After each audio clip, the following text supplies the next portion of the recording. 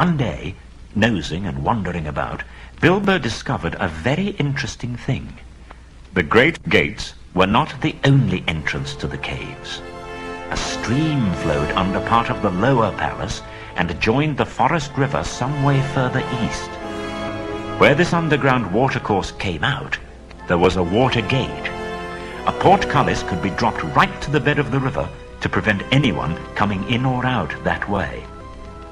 But the portcullis was often open, for a good deal of traffic went out and in by the watergate. At one point, where it passed under the caves, the roof had been cut away and covered with great oaken trapdoors. These opened upwards into the king's cellars.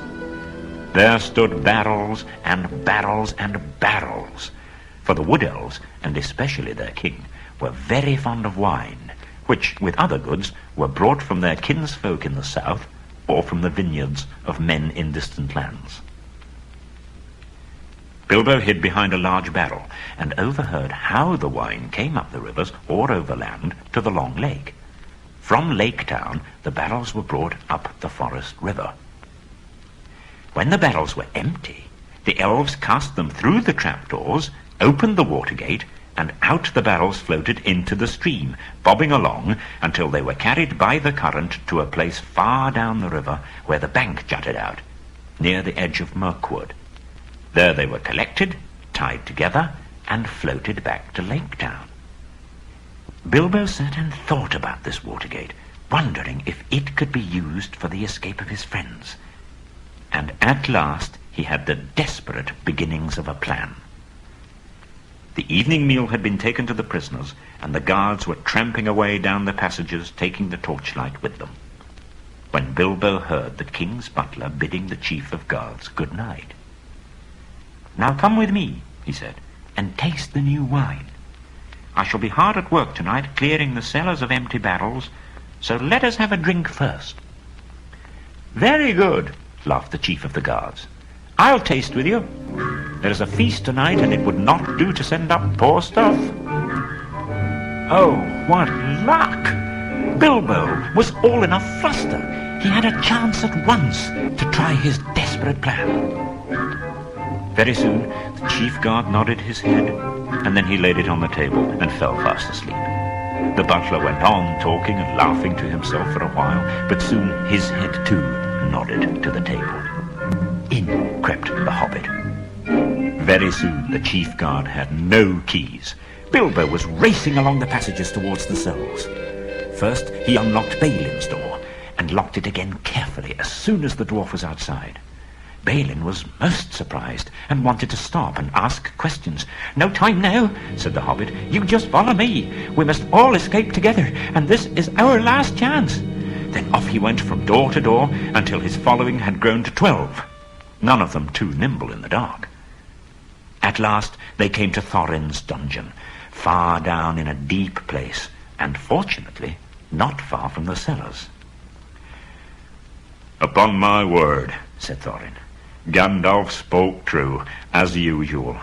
A pretty fine burglar you make, it seems, when the time comes. But what next?" Bilbo saw that he must explain his idea as far as he could, but he did not feel at all sure how the dwarves would take it.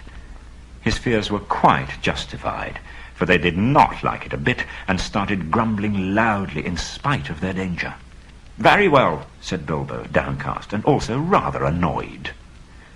"Come along back to your nice cells, and I will lock you all in again, and you can sit down there comfortably and think of a better plan. But I don't suppose I shall ever get hold of the keys again, even if I feel inclined to try." They calmed down straight away and followed the hobbit. Down into the lowest cellars they crept, passing the door through which the chief guard and the butler could be seen still happily snoring. Bilbo was told off to watch the guard and the butler and give warning if they stirred. The rest went into the next cellar with the trapdoors. There was little time to lose. Bilbo knew before long that elves were under orders to come down and help the butler get the empty barrels through the doors into the stream. They soon found 13, with room enough for a dwarf in each.